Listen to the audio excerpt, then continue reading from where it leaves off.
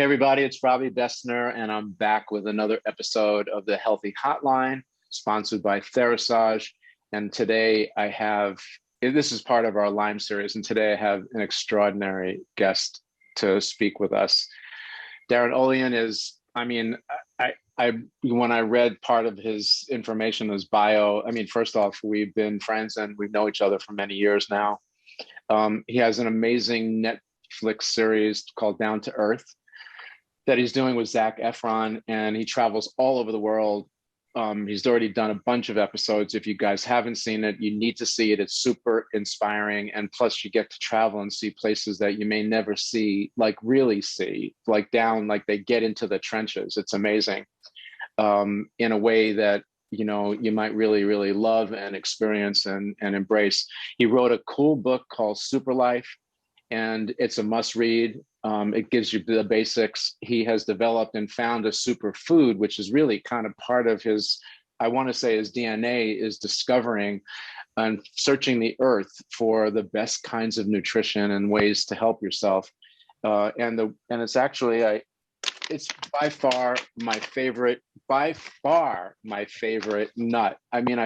I'm a nut, and I threw everything out as soon as I met Darin, and he was nice enough to give us a couple of packages that day. Started eating them, and that was it. As soon as I got home, emptied the cupboard, threw all of my other nut selections out, and this is the go-to. He has it in various different variations, and also he makes nut butter and all this kind of stuff out of it. Best nut on the planet. He has a 121 Tribe app that you can sign up for, and he kind of walks you through living a healthy lifestyle. He's got a podcast that's renowned. I don't know, man. I don't know how a young man or a person of your age can have accomplished as much as you have in such a short period of time on Earth Camp, I call it. So Darin, unpack for the audience a little bit, give us a little backdrop, and then kind of walk us forward to the things that you're focusing on these days. And then we'll just talk about sort of optimal health, because I think that you can speak volumes to that. And I think people out there listening, you know, want to know some simple tips of things that they can actually kind of utilize tomorrow that might make a big change as they move forward in their own health journeys. So Well, give us the stuff, you know. Thanks, Robbie. Yeah, it's always interesting when you hear someone talk about you and talk about the past. Like for me, I think I feel like I'm barely getting going on what's possible and what I'm excited to do and what the kind of things I want to put out in the world. And the state of affair of the world just simply, you know, screams more and more of optimistically, you know, sovereignly moving forward in our lives in a powerful way. And you don't get out of jail free by not taking care of yourself. You know, I'm a small town kid from Minnesota, and really wasn't out seeking the world's, you know, superfoods by any stretch of the imagination. It was really just the journey of just going off to college and, you know, having some setbacks playing college football, and then moving into physiology, kinesiology, business, nutrition, kind of this whole genre within study at university. And then it just piqued my interest. And then, you know, I took off. I started exploring just outside of Minnesota, and quickly realizing that the kind of the insatiable curiosity of this body and our interactions with it, with what we're doing. When we open our mouth, it's a very vulnerable thing, and a lot of interests of profit interests don't have your best interests. So I was getting more and more frustrated with seeing poor quality food and supplements and claiming all of this stuff and really not backing it up. And so that's really what got me kind of journeying into the outer reaches of the world. And that was just really an innocent view of like, if I'm going to formulate anything and play with some of these foods and botanicals that I'm seeing and studying, I have to know in and out what's going on with the people and where it's being grown. So it's really that kind of genesis that threw me into the world, from seeing environmental issues and getting active within water, power, food sovereignty, shelter, all of those things, and realizing that it's all related, right? Part of my podcast has this fatal convenience side where we can excite our endocrine system and suppress our endocrine system, shut down and also turn on inflammatory responses just by the things that are around us, right? Deodorants and laundry detergent and dental floss and toothpaste and, you know, fire retardant couches and all, and of course, as you know so well, EMFs and all of this stuff. So, you know, yes, you need to combat and be aware of all of these things. And at the same time, don't be overwhelmed. Just take one step at a time. And so, you know, I've always, you know, full circle, I still love to find the next thing that will, you know, help, you know, from Alzheimer's. We were looking at this incredible plant compound that's reversing Alzheimer's now, to Barukas, and discovering this nut that no one knew about that's helping the indigenous, that's planting trees in the Cerrado and getting out this nutrition from this delicious nut. Like, wow, like what a magical thing that little old me gets to bring that out in the world. So it's really that humble nature and that excitement that I want to tell those stories. And again, even Barukas, you're saying, oh, this delicious nut, it's so good, it's so good, it's so good. And you're getting all of these nutrients that are blowing away any other nut, but it's also connected to an ecosystem that needs support, that's being destroyed. So we're planting trees. It's connected to indigenous people, that this is wild grown. So the point is that I'm seeing more and more that it's a systems approach that creates health. And it goes against, you know, the foundations of our healthcare system. Our healthcare system is so backwards in terms of its reductionism, reducing things down to it's that thing that's killing you. No, it isn't. It's very rare that those things are occurring. That thing, whatever that is, could affect you if you have 12 other things that are underpinning your health. So, you know, as I go into the body and as I go out to the world, it's literally systems approaches to health, systems approaches to the world's problems, to the environmental issues, to water, power, food, shelter, to the world. So that's the framework that we have to approach our bodies in. And you know, having something like Lyme and having autoimmune conditions and having systemic things that proliferate out and it's hard to put your finger on it, it's really the symptomology of infinite inputs that you're getting from a detrimental standpoint, but it's also infinite inputs that you may not be getting from a nutritional standpoint, from a sleep standpoint, from healthy water standpoint, from a healthy mental and emotional standpoint. Oh my God, you know, the superpower that we have of health is right here, right? Right. We have mutual friends, right? That you know, I've asked Dr. Rankin several times, like, how many times do you see a person with a condition from a medical perspective that doesn't have an emotional aspect connected to it? And he goes, that it doesn't exist. It's exactly 100% of the time. So we even have to fight our brains and our minds, think that we can control everything, and really let that mind be the facilitator of the heart and of our knowing, right? So our knowing, and also the deciphering of information, because so many people have their point of view about Lyme, about whatever, and it's you still have to discern that information for yourself.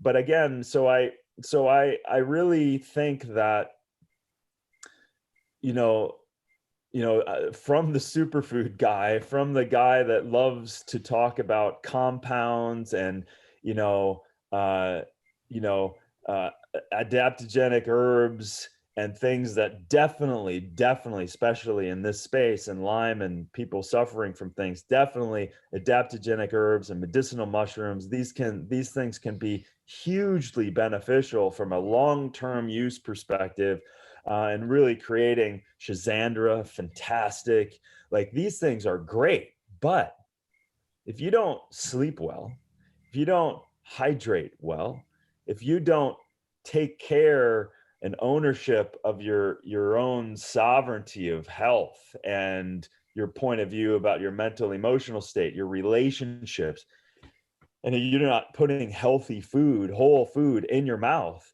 then there's nothing ashwagandha or Shazandra or any of these adaptogens can really do in the face of a forest fire, because they're a squirt gun.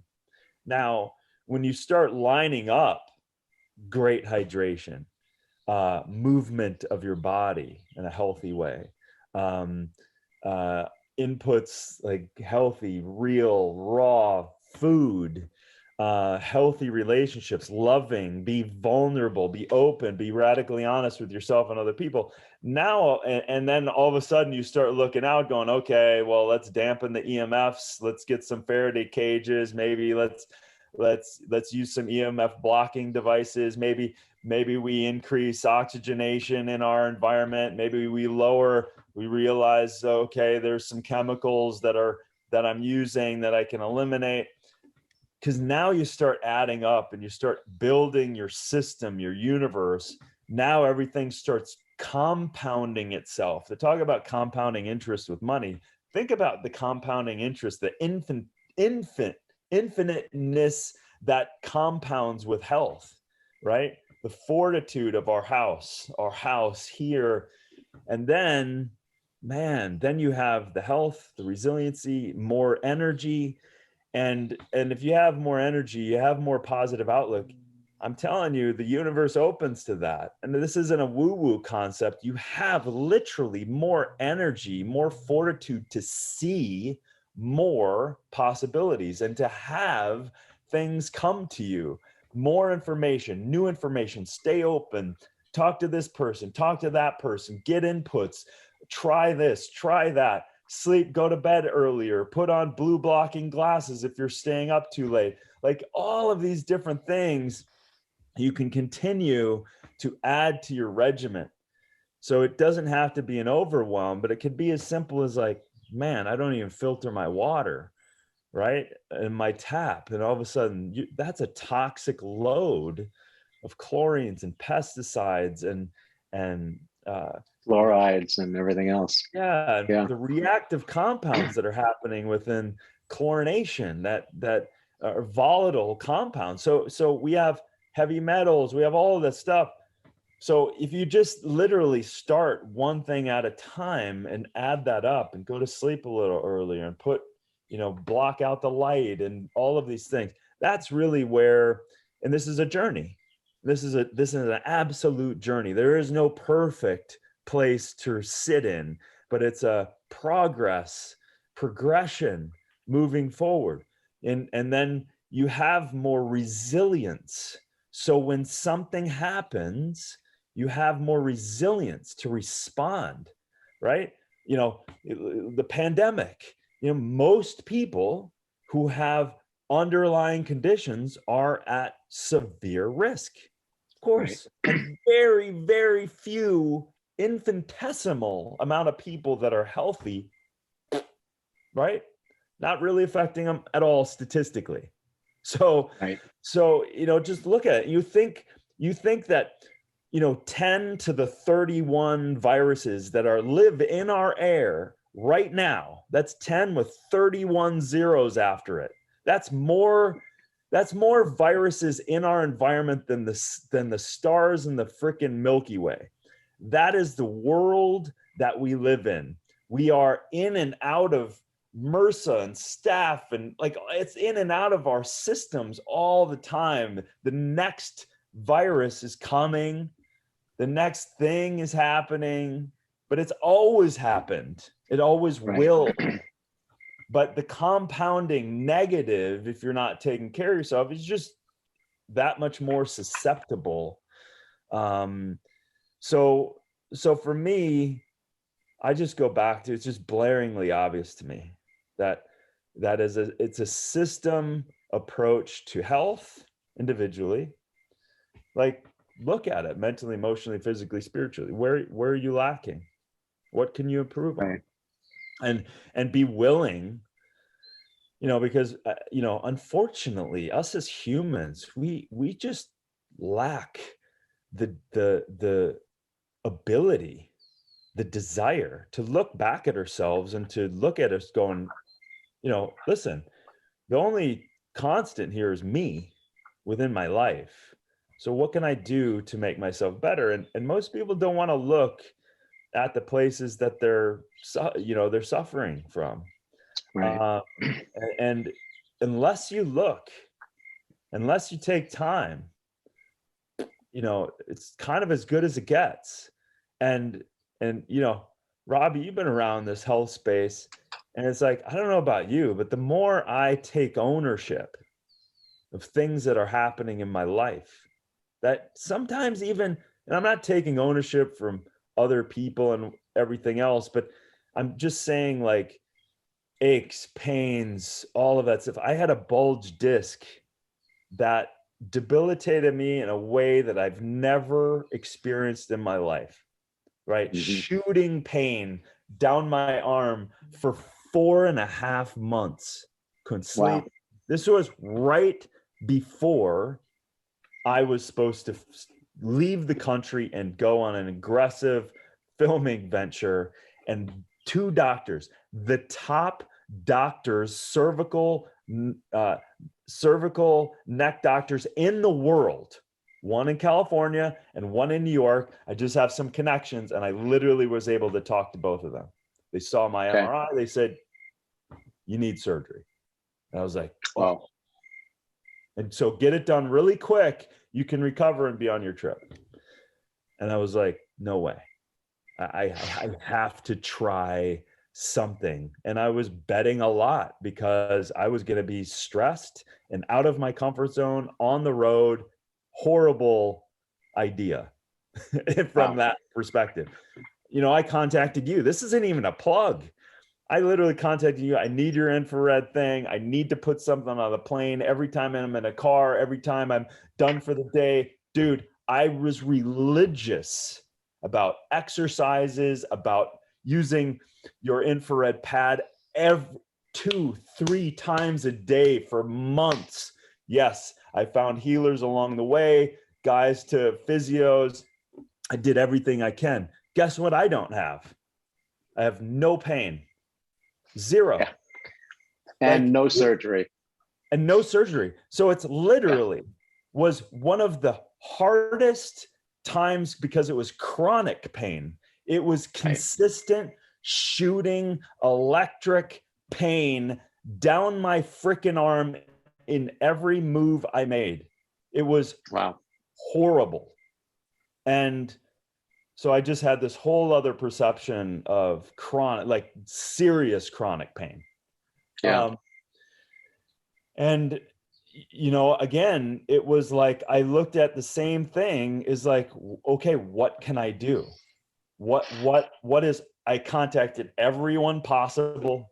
I talked to those. I did have epidurals before because there was acute, just radical inflammation. So I did have, epidurals, and it definitely cut down the calmed it down. Yeah. And thank God. And it calmed it down, and it dropped it to maybe, it was about 65%. Okay.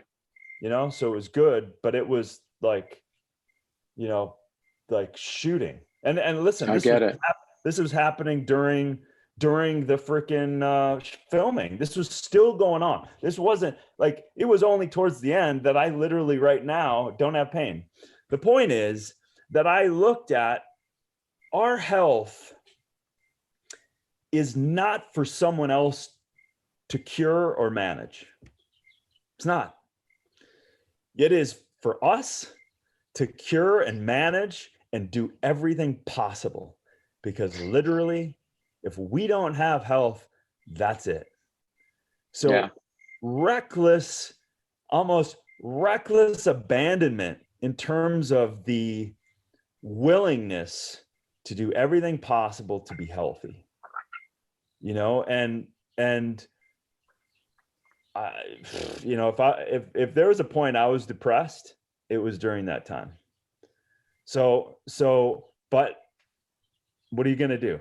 Wake up every day, keep doing the thing. So again, I hit it from so many different angles and trying to understand it, trying to do better, and literally would just gauge. And then I have so many different inputs from other people. I would try things and go, nope, doesn't feel good. And they would say, well, I've helped, you know, 10,000 people with this very same thing. I'm like, well, sorry, it doesn't feel good. I can tell. It's, you know, and that's important for all of us to constantly listen, not out of fear, out of an awareness. So anyway, that's just a tangent, but I just want to bring that up because that was one, it wasn't one thing. We got to get out of this idea that one thing is going to save our lives. And it's not. One great thing added on to the next great thing and the next great thing and the next thing that resonates and the next thing and the next thing, and the journey continues. And then the more we feel good and we have energy, the more we celebrate that. And then the world starts opening back up again. Pun is kind of a pun intended. You touched on so many things that are so important for everybody listening today. In the beginning, you were kind of describing like the negative spiral of going from acute to chronic and how you get stuck.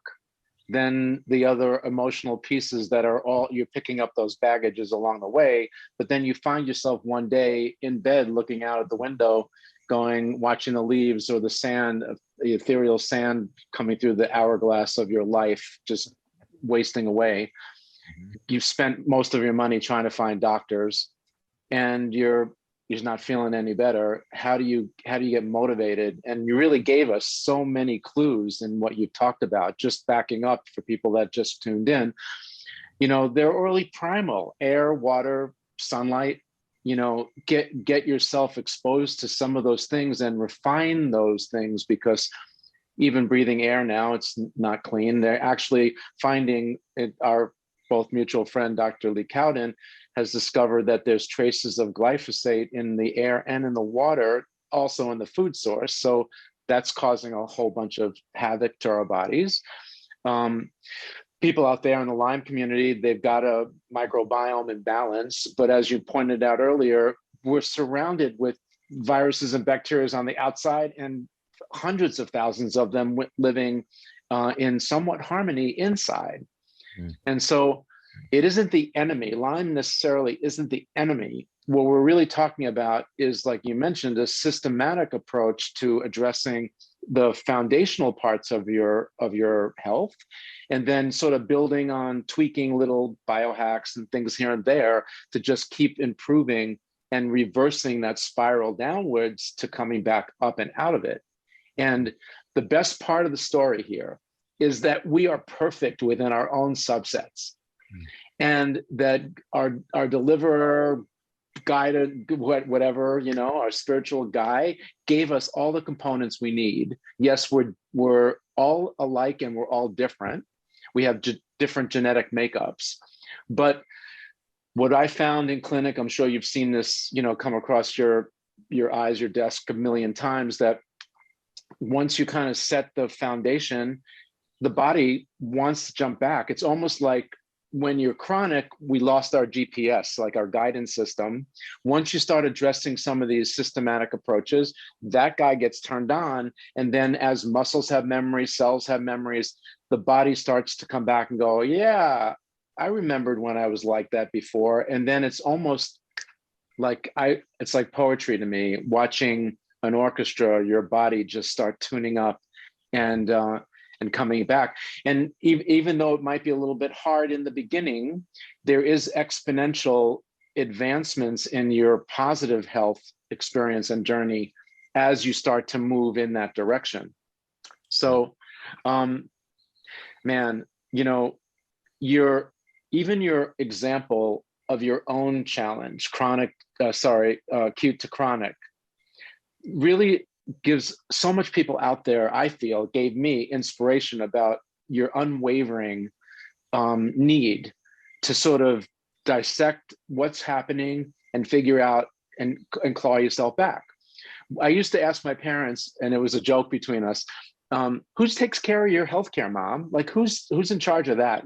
And she would say, Dr. Johnson, he's my specialist for kidneys, and Dr. Schwartz, he's my specialist for my heart and all this stuff. I said, no, you're in charge of your healthcare. And really, that's the big message out there, you know?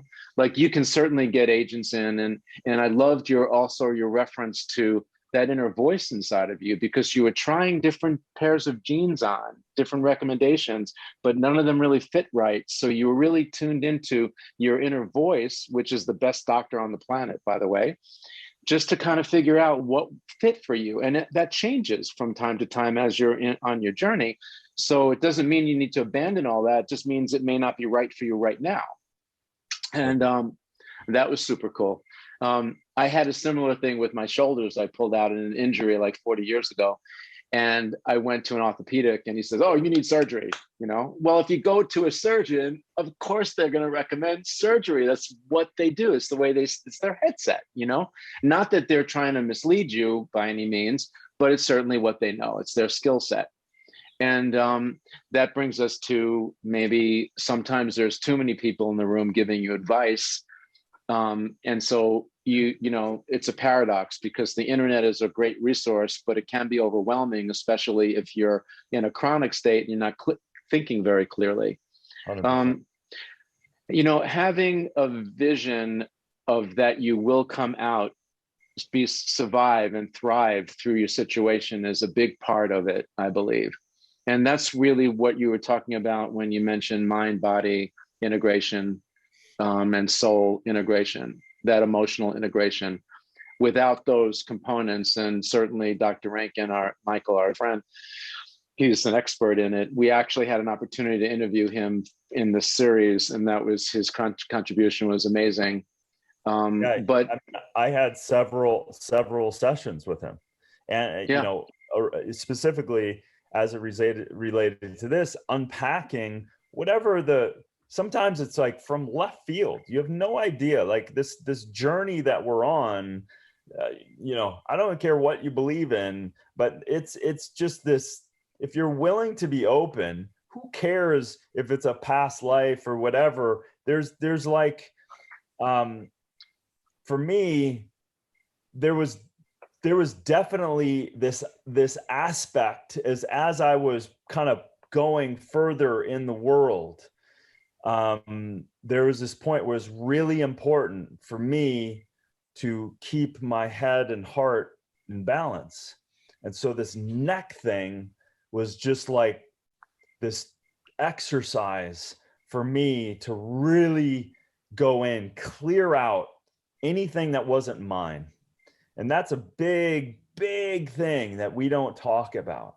We take on things, take on thoughts, feelings, emotions from definitely the first two people that we have, most of us have, our parents, right? Even before we're out, they're finding more and more frequency, energy, arguments, loving, all of that stuff's absolutely affecting the birth and the fetus and the development.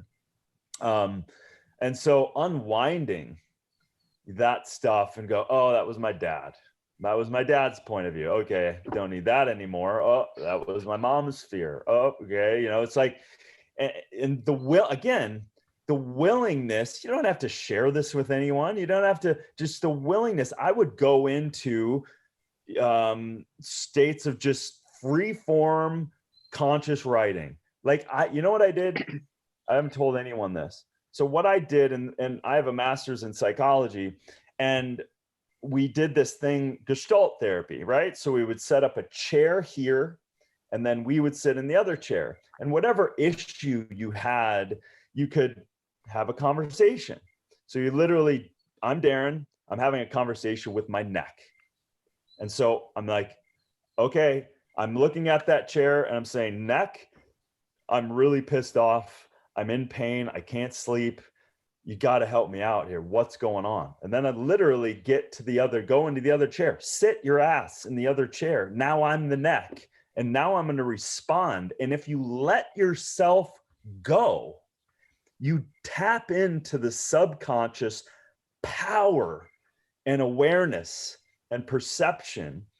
And I was having the craziest, coolest, freeing conversations between like, you will never guess, you can't guess what comes out. Like, because literally it could be anything. It could be when I was 5, my brother threw me against the wall by the collar of my rain jacket, and I couldn't breathe. Right? So that shit came up. I was like, holy shit, I had an emotional embedded thing in my neck. Right. And it was like layers and layers and layers of that. Yeah. So again, like, that's a tiny example of how powerful the emotional, mental, physiological side of this whole thing is. And again, we want to reduce. We don't even want to look at that system, because that's like vulnerable sometimes. It's like, oh, yeah, I don't want to revisit any of that shit. But guess what is dealing with it? Your body is dealing with it. It's holding on to stuff. So anyway, it's a big topic, but absolutely anyone suffering from anything, I would say right now, the easiest thing you could do, the powerful, get a safe spot, give whatever pain, whatever you're suffering, give it a voice. You don't even need a professional therapist. Just let it out. Let your hand write, let your fingers type, and just give it a voice and just let it go. And don't try to think about it. Like, sometimes I'll do it and I don't even spell check. I just go, I shut my eyes and I just, bleh. I don't look at it. I don't rewrite it. Super cool. Cool. Something you don't know about me. Went to my undergrad was in Boston University in the late 60s, early 70s. And that was the birth of the Gestalt whole industry, you know? And my major, I had a dual major at BU. I was in psych bio at that time. And so we were doing Skinner behavioral modification boxes on one set of my labs, and I was dissecting, for the biozoology side, I was dissecting rats in the other parts of my labs each week. So like, I just figured I have a certain amount of time on Earth Camp. I'm just going to absorb as much as I can, and I'm just going to see what fits me, and then I'm just going to kind of move through it and just follow the direction of love, you know, just follow that, trust the whole process in a way. Yeah, you know, one thing that struck me that's super important for people to know, well, there's Louise Hayes has a whole body of work about how emotional stuff, and you know, that you pack in expresses itself in a physiological event or some kind of symptom.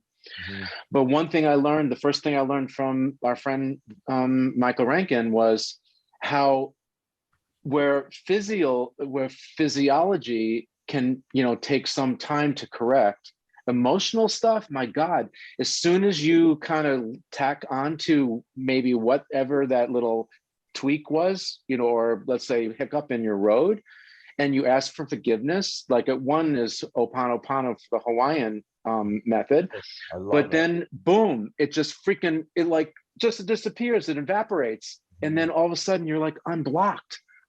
And you know, the Eastern cultures with all the energy meridians, there's emotional blocks there, and that affects your systems. And so it's all connected. And it's another part of that primal stuff. But I love your idea, because of just kind of giving it a voice, because I often recommend journaling with the Lyme people we talk to and work with, just so they can follow and track their progression, because some of the improvements are subtle. And if you're depressed and you want to see improvement, to sort of, well, okay, I'm moving in the right direction on pain or whatever your challenge is, a journal is a great way to do it. And we used to put numbers on it. So you're in pain, it's an 8 out of 10. By the end of the month, it's a 6 out of 10. So yes, you're still in pain, but you're not a 10 or not an 8. You're a 6. So we're going in the right direction. That gives us hope.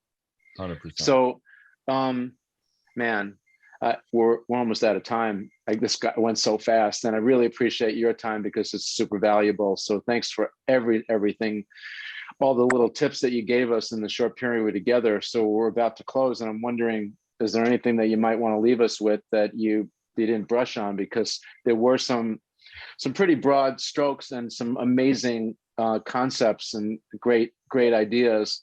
And of course, you know, you're so approachable in your different venues that people can really tap into these sources. And with all your podcasts, you can go back and listen to these guys. The people you interview are amazing, one after another.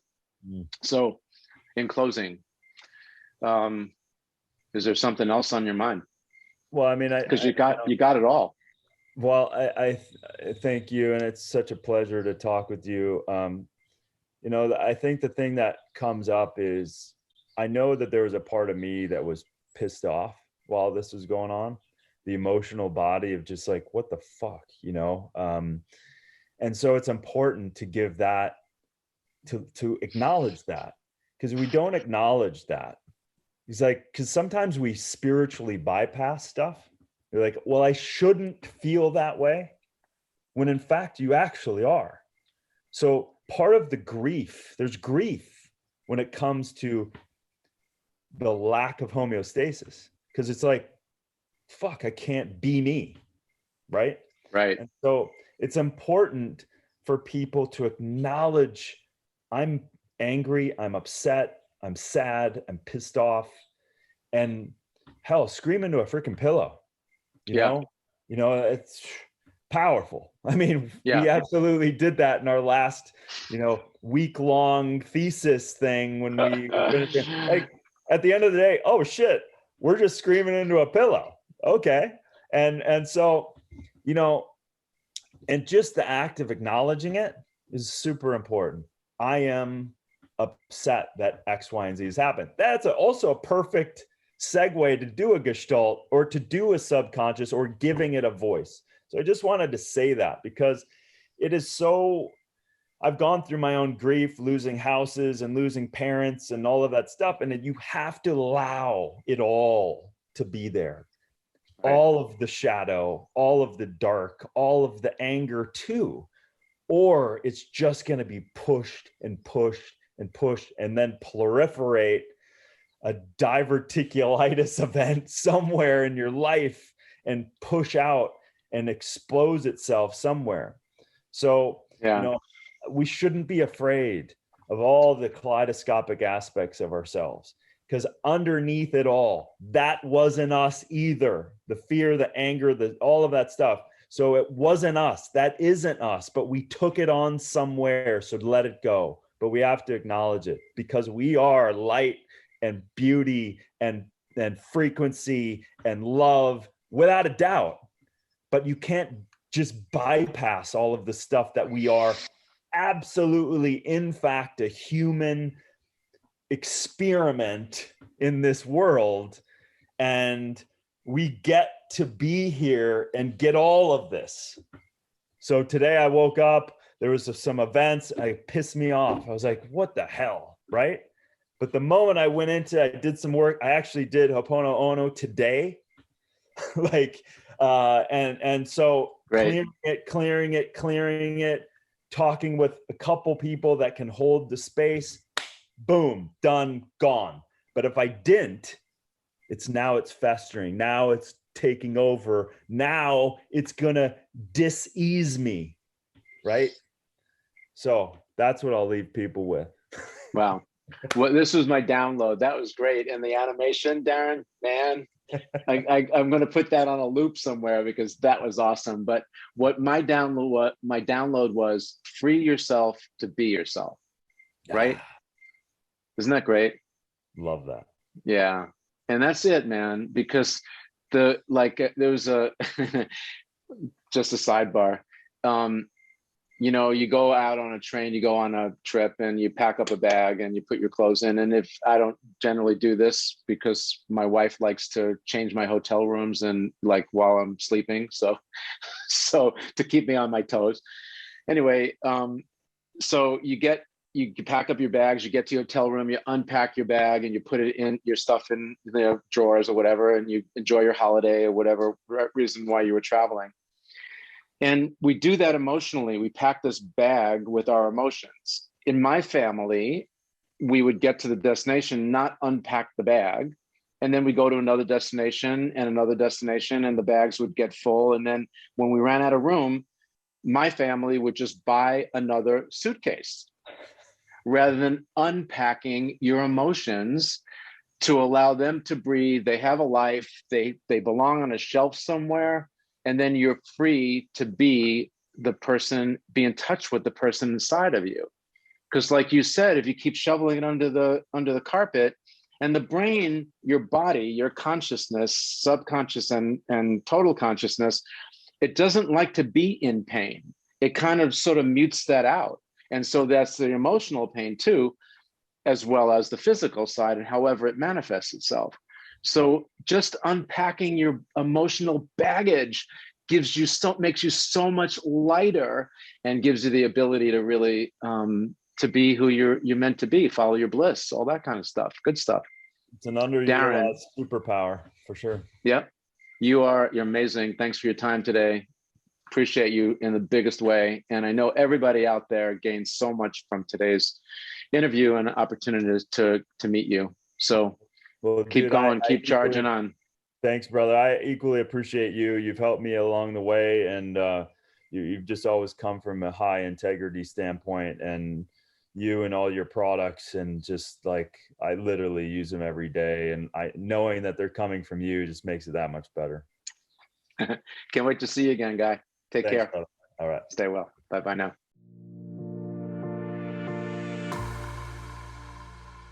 Hey everybody, it's Robbie Bessner. Thanks so much for joining us today. Please share this content with anyone that you think might benefit from it. And we're looking forward to having you with us tomorrow for another great interview.